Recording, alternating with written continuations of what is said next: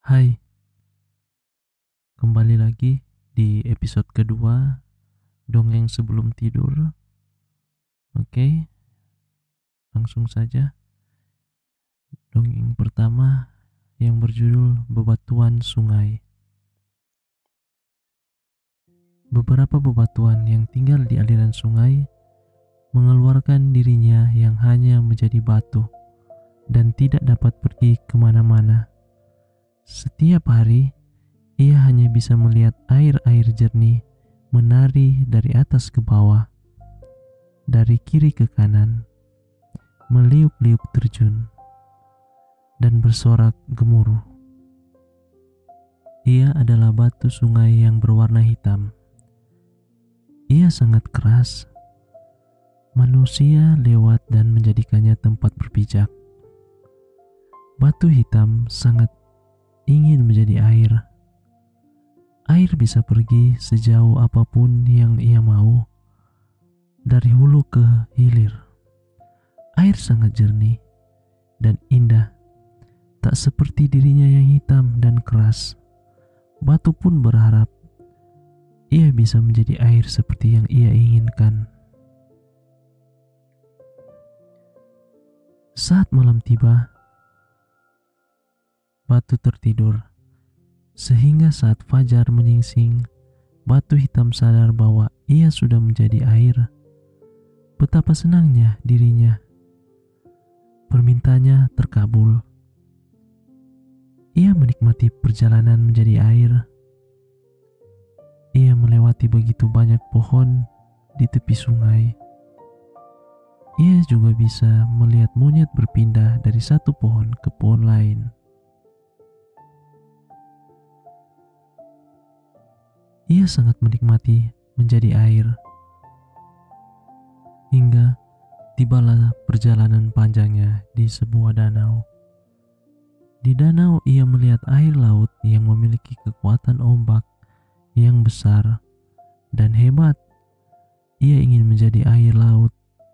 Di danau ia tidak bisa kemana-mana, hanya berlindung di bawah tanaman enceng gondok. Air yang berada di danau berharap agar ia bisa berpindah ke laut. Ia ingin mengarungi samudra dan menjadi ombak yang besar dan menggulung indah. Hingga saat musim penghujan, air danau meluap. Ia pun mengalir ke sebuah muara. Betapa senangnya saat tiba di muara. Di hadapannya terhampar air biru yang sangat luas. Di lautan yang luas itu, ia berada di antara jutaan liter air yang rasanya asin. Ia pun mulai menggulung-gulung menjadi ombak. Namun, air laut menjadi bosan dan letih. Karena setiap hari yang ia lihat hanyalah air. Sejauh mata memandang hanya ada air. Jika ia membentuk ombak dan mengalir ke pantai, dengan cepat akan terdorong kembali ke laut. Sesekali ia melihat ke atas. Ada awan yang tampak mengumpal-ngumpal dan bergerak indah seperti sedang menari. Pasti akan sangat menyenangkan menjadi awan karena ia bisa melihat dunia dari atas sana. Awan bisa melihat lautan luas, melihat hutan, melihat pedesaan. Air laut sangat ingin menjadi awan yang bisa melihat semuanya dari atas. Tiba-tiba, laut menguap ke atas dan menjadi awan. Di atas ia merasa senang. Ia bisa melihat burung-burung. Ia juga bisa melihat pepohonan besar. Namun, awan yang berada di atas dan menggantung di sana kerap merasa bosan karena ia hanya bisa bergerak jika ada angin yang meniup dirinya dari atas. Saat siang hari, ia juga merasa kepanasan terkena sinar matahari yang terasa begitu dekat dengannya. Awan pun ingin menjadi hujan, turun kembali ke bumi, dan tinggal di bawah sana. Di bumi ia bisa berlindung di bawah pohon yang sejuk. Awan pun berdoa agar ia bisa menjadi hujan. Dengan begitu, ia bisa turun ke bumi dan menikmati bumi yang indah di bawah sana.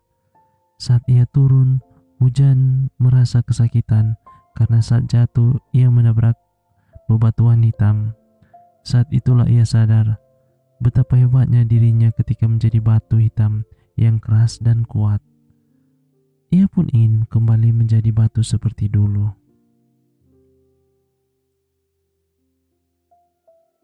Dongeng kedua, Beruang dan Ibunya.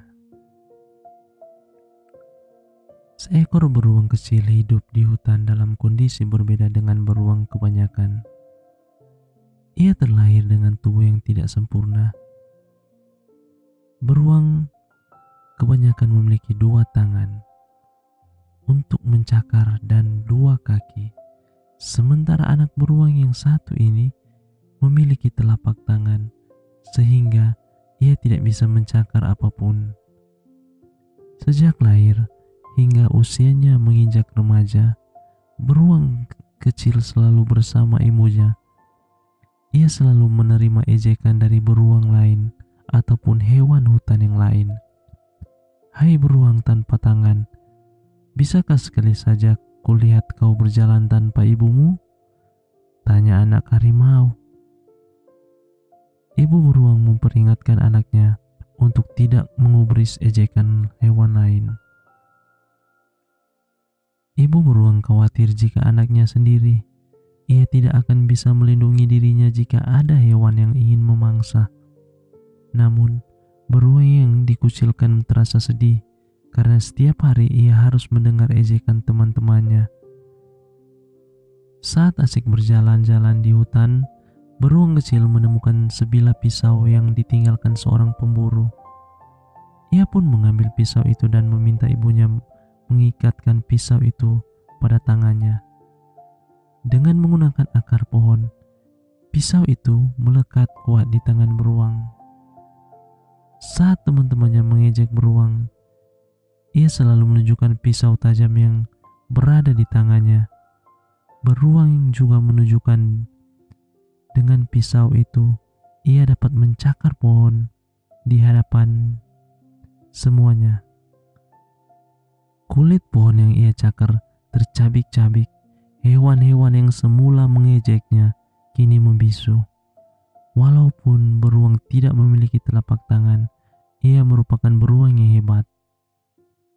Maafkan kami, tak seharusnya kami berlaku buruk padamu, ujar anak harimau. Jika beruang yang hebat, maukah kau menjadi teman kami? Tanya anak singa. Kami semua memiliki kekurangan, ujar anak serigala. Aku tidak membenci kalian semua. Aku juga sudah menganggap kalian adalah teman-temanku. Namun, aku ingin selalu bersama ibu agar kami dapat saling menjaga. Kita semua sama, memiliki kelebihan dan kekurangan. Aku mohon pada kalian, teman-temanku, berhentilah menghina hewan lain. Semua terdiam mendengar perkataan beruang. Ia pun berlalu bersama ibunya. Dongeng selanjutnya berjudul Bujang Kaya. Alkisah, ada seorang pemuda yang sudah beberapa kali melamar pekerjaannya. Namun keberuntungannya tampak belum berpihak padanya. Kali ini ia mencoba mendatangi sebuah toko roti. Namun toko roti belum membutuhkan tenaga kerja. Ia juga mendatangi seorang pembuat gerabah, tapi ia juga belum menentukan di sana. Ia lalu mendatangi seorang tukang jahit. Namun tukang jahit mengeluhkan sepinya orang yang menjahit pakaian. Ia pun pulang dengan wajah lesu. Di tengah perjalanan pulang, ia meluapkan kekesalan dengan sesekali menendang kerikil-kerikil di tengah jalan. Kerikil tajam yang semula memenuhi jalan karena ketidaksengajaannya membuat kerikil itu berada di sisi jalan. Seorang pria misterius yang memperhatikan lingkahnya mendekati pemuda yang tengah putus asa itu. Perbuatan baikmu dengan membuang kerikil ke sisi jalan akan sangat membantu orang lain yang menggunakan jalan ini. Jalan yang bersih dari kerikil tidak akan membuat pengguna jalan tergelincir. Pemuda hanya terdiam karena sebenarnya ia sedang kesal dan tidak berniat membuang kerikil itu. Adakah keinginanmu yang belum terpenuhi, anak muda?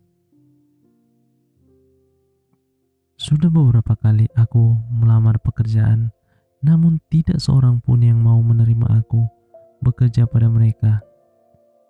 Andai saja aku memiliki seekor kerbau saja, aku akan bekerja keras dan memanfaatkan kerbau itu dengan baik untuk memperbaiki hidupku. Pulanglah, maka kau akan mendapatkan yang kau inginkan. Bujang pun pulang.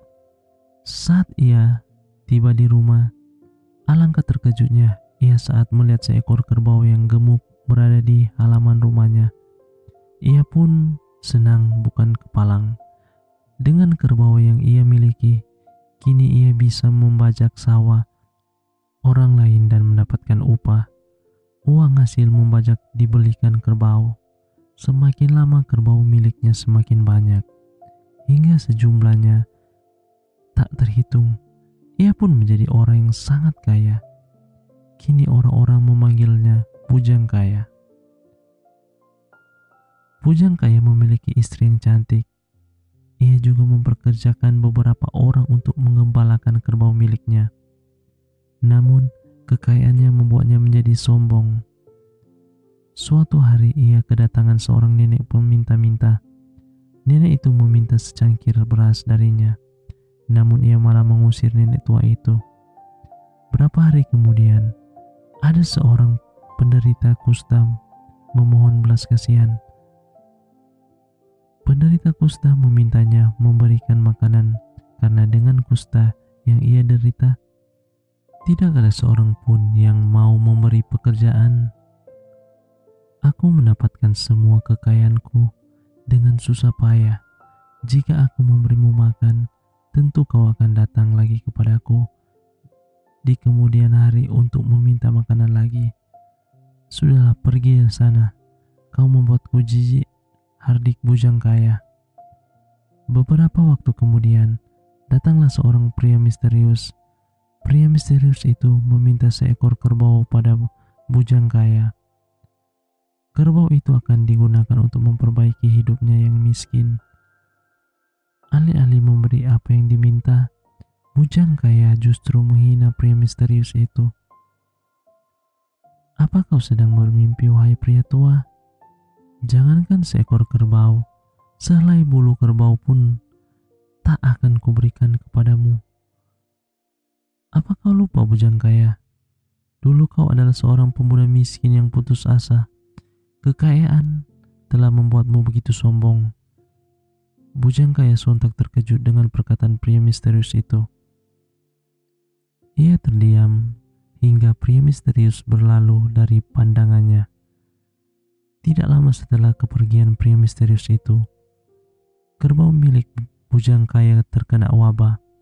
Satu persatu kerbau yang gemuk dan besar itu mati, hingga tidak ada satu ekor kerbau pun yang tersisa.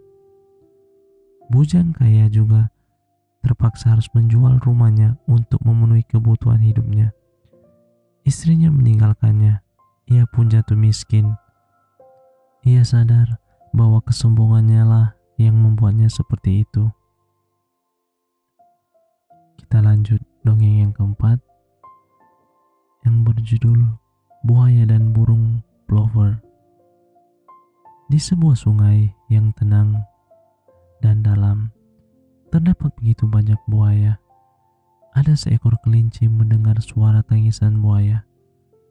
Semakin lama tangisan itu semakin keras. Kelinci yang sedang asik menikmati kangkung di tepian sungai pun penasaran. Tidak biasanya buaya menangis sedemikian keras. Ternyata yang menyebabkan buaya menangis adalah giginya yang sakit. Kelinci yang mengetahui bahwa buaya adalah pemakan daging tidak berani mendekat. Ia hanya menunggu di sisi sungai sambil menjaga jarak. "Tolong aku, kelinci. Gigiku sakit sekali." Tidak pernah buaya tampak begitu memelas. Kelinci berpikir, tidak mungkin aku masuk ke dalam mulut buaya dan memeriksa gigi yang sakit. Walaupun buaya itu sudah kenyang, merasa ada kelinci di dalam mulutnya, bisa saja aku langsung dikunyah dan ditelannya. Kelinci lalu memikirkan cara agar ia dapat menolong buaya namun tanpa mengorbankan dirinya. Kelinci ingat ia memiliki teman seekor burung plover. "Burung plover, ada seekor buaya yang sedang sakit gigi. Aku kan tidak bisa berenang, sementara kau bisa terbang dan hinggap dimanapun yang kau suka. Bisakah kau melihat gigi buaya itu dan memeriksa sakitnya? Jika kau bisa memberinya obat, kau akan diberi cacing kesukaanmu dan makanan lain yang enak oleh buaya." Burung plover yang kebetulan sedang lapar pun menerima tawaran kelinci. Burung plover masuk ke dalam mulut buaya yang menganga lebar. Burung plover dengan teliti memeriksa satu persatu giginya. Tidak beberapa lama, burung plover menemukan penyebab buaya sakit gigi. "Buaya, di sela-sela gigimu banyak sekali cacing dan sisa makanan yang menempel. Kau tidak perlu obat. Cacing dan sisa makanan yang ada di sela gigimu akan kumakan. Dengan begitu, gigimu tidak sakit lagi dan aku akan merasa kenyang." Kelinci dapat bernafas. Idenya berbuah hasil. Buaya tidak akan sakit gigi lagi. Burung plover juga akan mudah mendapatkan makanan. Buaya lain yang mengetahui hal itu bermunculan ke permukaan. Mereka meminta tolong pada burung plover untuk membersihkan gigi mereka. Dengan senang hati, burung plover memanggil semua teman-temannya untuk membantu para buaya. Ada yang hinggap di punggung, di kepala, ataupun di mulut buaya untuk mematuk-matuk makanan sisa dan hewan-hewan kecil yang mengganggu buaya. Buaya sangat senang dan berterima kasih pada burung plover. Tidak ada seekor buaya pun yang memangsa plover. Walaupun bukan hal yang sulit bagi buaya untuk mengunyah burung yang sudah berada di dalam mulutnya, begitu juga dengan plover. Ia merasa sangat senang membantu buaya karena ia kenyang dengan makanan yang ia dapat dari mulut buaya.